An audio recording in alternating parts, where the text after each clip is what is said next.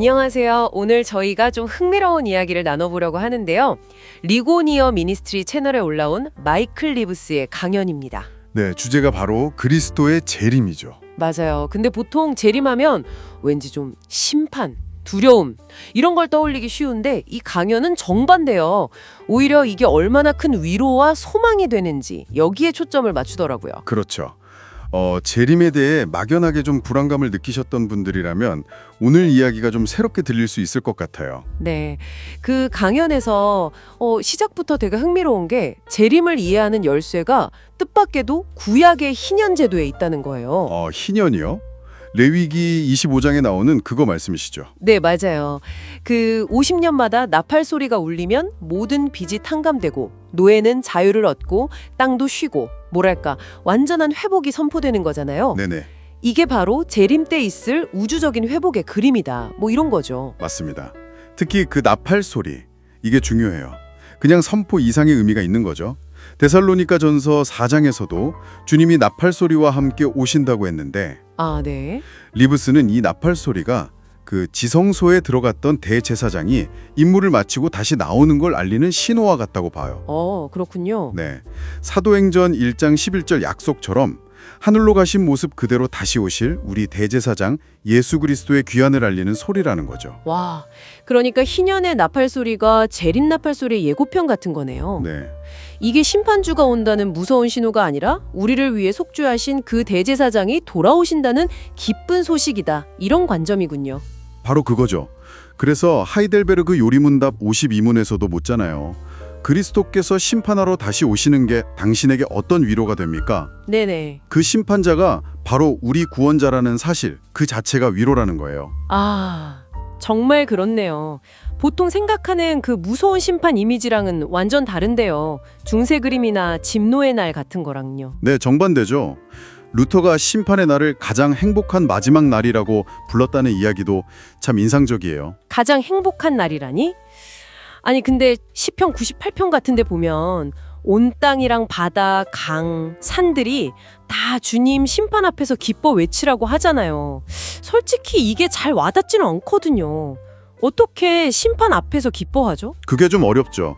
근데 강연에서는 여호수아의 가나안 정복을 예로 들더라고요. 가나안 정복이요? 네, 당시 가나안 땅에 자녀를 불태워서 제물로 바치는 그런 끔찍한 죄악들이 있었잖아요. 네, 그쵸. 근데 그러한 죄악을 뿌리 뽑는 하나님의 심판이 역설적으로 보면 그 땅에게는 해방이었다는 거예요. 죄로부터의 해방. 아, 심판이 곧 해방이다. 그렇게 볼 수도 있겠네요. 이걸 좀 더 크게 보면 그리스도의 심판이라는 건 결국 모든 악, 불의, 고통, 죽음 같은 것들을 완전히 제거해서 이 피조 세계 전체를 해방시키는 과정이라는 거죠. 마치 창조 때 빛이 어둠을 몰아낸 것처럼요? 정확합니다. 남아있는 모든 어둠을 몰아내는 우주적인 정화, 이제 해방.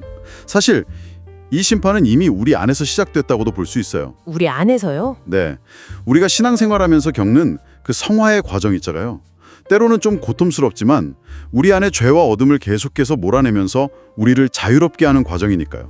그것도 일종의 해방이죠. 그렇군요. 심판의 그런 관점에서 보니까 정말 다르게 느껴지네요. 자, 그럼 그 해방의 궁극적인 모습, 이 재림이 가져올 소망은 구체적으로 어떤 걸까요? 강연은 바로 우리 자신의 변화에 초점을 맞춥니다. 고린도후서 3장 18절 말씀처럼요. 우리가 주의 영광을 보면 그분과 같은 형상으로 변화된다는 약속이 있잖아요. 네, 지금은 좀 희미하게 보지만 그렇죠. 근데 그분이 오실 때 그분을 얼굴과 얼굴로 직접 마주하게 될 거고 그 결과 우리가 온전히 그리스도를 닮게 된다는 거예요. 모든 죄, 슬픔, 고통이 다 사라진 상태로요. 와, 그리스도를 온전히 닮게 된다. 이게 소망이군요. 네, 근데 여기서 정말 중요한 강조점이 있어요. 우리의 궁극적인 소망은 천국이라는 장소나 거기서 누릴 어떤 복 자체에 있는 게 아니라는 거예요. 아, 장소가 아니라요. 그럼 뭐죠? 바로 그리스도와 함께 있음, 그 자체라는 거죠. 빌립보서 1장에서 바울이 감옥에 있으면서도 차라리 세상을 떠나서 그리스도와 함께 있는 것이 훨씬 더 좋다고 하잖아요. 네, 그렇죠. 천국이 천국인 이유는 다른 무엇보다 그리스도께서 거기에 계시기 때문이라는 거예요. 모든 좋은 것의 근원이신 그분 자신이 우리의 가장 큰 기쁨이고 소망이라는 거죠. 아, 정말 중요한 지적이네요. 그냥 좋은 곳에 가는 게 아니라 그리스도와 함께 있는 것. 그렇죠. 이건 우리 스스로에게 좀 질문을 던져보게 만들어요. 나에게 천국은 그냥 고통 없는 좋은 곳인가?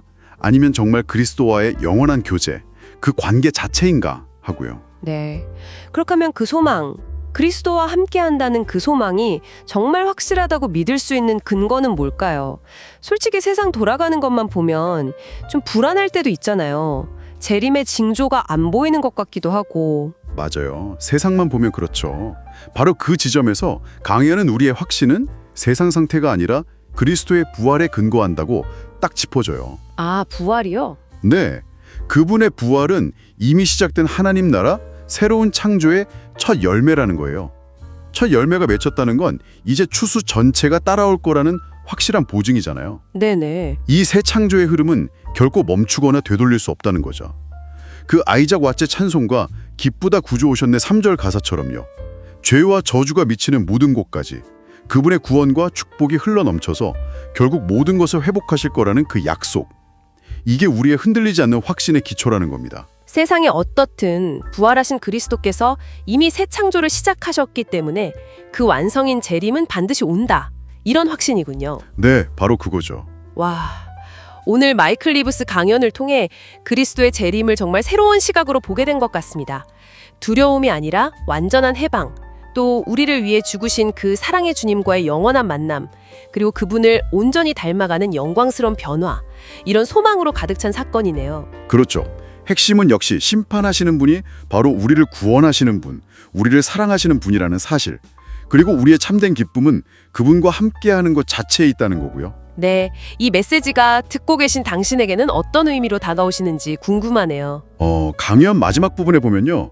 우리가 단순히 하나님이 주시는 기쁨을 누리는 걸 넘어서 아버지께서 아들을 기뻐하시는 그 기쁨 자체에 우리가 참여하게 될 거라는 정말 놀라운 비전을 제시하거든요. 하나님의 기쁨에 참여한다고요? 그냥 하나님이 주시는 선물을 즐거워하는 수준을 넘어서 하나님과 함께 기뻐하고 그분의 마음과 시선으로 세상을 보면서 함께 즐거워한다는 것. 이건 과연 어떤 경지일까요? 어쩌면 이것이 우리가 그리스도 안에서 누리게 될 영원한 삶의 가장 깊은 모습, 가장 궁극적인 기쁨이 아닐까 한번 생각해 볼 만한 질문인 것 같습니다.